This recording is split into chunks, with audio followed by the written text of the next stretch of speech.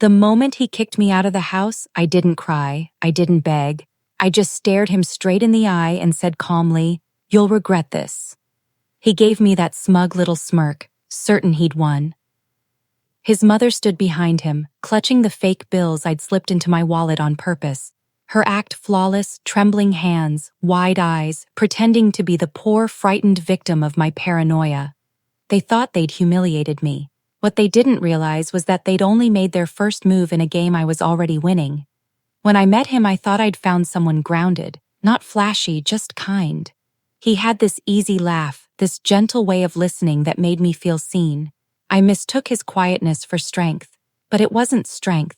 It was cowardice disguised as loyalty. Loyalty not to me, but to her. His mother. I started seeing the cracks right after we got married. My wallet felt lighter.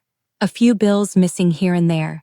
At first, I thought I'd miscounted or maybe spent it and forgotten, but doubt festers. One day, I tucked 2 marked bills inside my wallet just to be sure. Hours later, they were gone, and there she was, smiling too much, avoiding my eyes, the faint scent of my perfume on her fingers where she'd gone through my things. That was the moment my anger stopped burning and turned cold. Calculated. So I set my trap. I printed fake bills, so real at a glance they'd fool anyone, but cheap enough to crumble under a closer look. I left them right where I knew she'd snoop again. And she did, like clockwork. When I confronted her, I thought my husband would finally open his eyes, that he'd finally stand up for me. Instead, his face turned red, and he shouted, "How dare you accuse my mother?"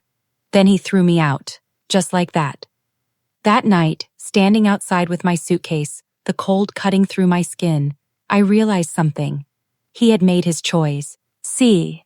And now, I was free to make mine. I didn't disappear quietly. I disappeared strategically. I blocked them both, froze the accounts, drained the joint savings into my own. Legally. Protected by my lawyer. The house? Half mine. But now, it was also under review for fraud, thanks to a little evidence I'd slipped into the right hands. Everything they thought they controlled was already unraveling. And the best part? The next morning, he woke up not to me, but to police banging on his door. Those fake bills his mother stole? I'd already reported them. Counterfeit money, fingerprints, theft. Every piece lined up perfectly. I wasn't there to see her face when they cuffed her, but I didn't need to be. Word spreads fast when your mother-in-law gets dragged out of her son's house for stealing counterfeit cash.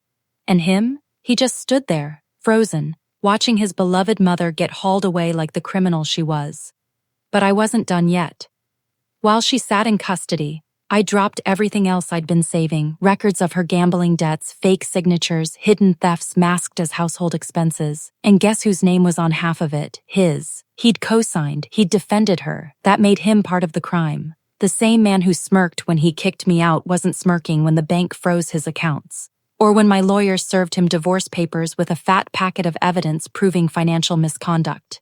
Within a week, the man who mocked me was sleeping in a half-empty house, his mother facing charges, his reputation in ruins. People ask if I felt guilty.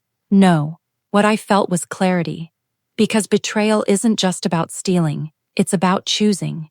He chose her lies over my truth, her comfort over my dignity. He made me the villain in his story. So I became exactly that, the villain he feared. Sharp, calm, unstoppable.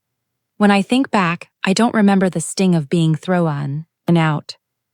I remember my voice, steady, certain, as I told him, "You'll regret this." And I was right. Regret is what he wakes up to every single morning now. Regret and the silence I left behind. I didn't just expose them, I ended them.